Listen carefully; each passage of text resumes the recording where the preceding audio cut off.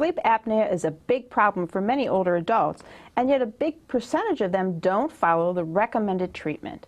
Dr. Ambrose Chang has joined us in the UH Broadcast Center to tell us why and to offer other treatment options. Dr. Chang is a sleep medicine specialist in pulmonary and critical care medicine at University Hospitals. So welcome to our show. Thank you. Remind us, first of all, what is sleep apnea? Well, sleep apnea is a situation when folks collapse their airway and stop breathing and sleep. It is a very common problem and probably occurs in about 15% of male in the general population, 5% female in the general population. Okay. It tends to get worse with age. So what does that mean during the nighttime when you're sleeping? Basically, the drop of oxygen is a concern at night. So when folks collapse their airway, so they actually stop breathing? They actually stop breathing intermittently.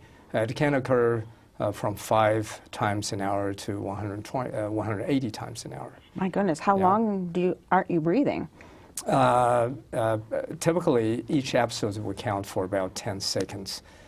So it can be severe. Yeah, that sounds scary. So what are the effects of sleep apnea on your overall health? Obstructive sleep apnea is an independent risk factor for hypertension, and we've known that for many years.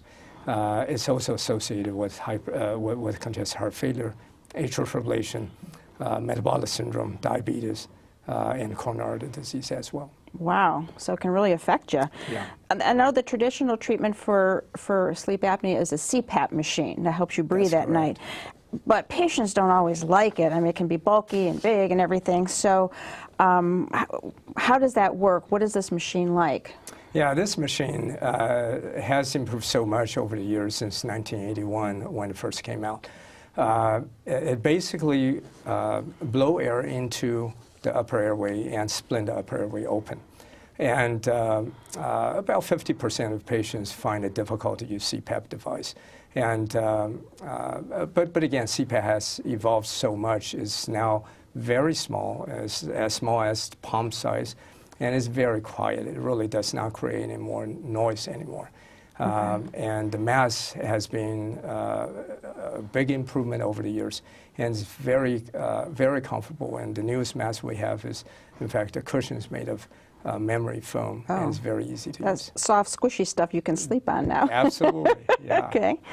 But even with these improvements, I know some people just don't follow the regime. So are there options for those folks?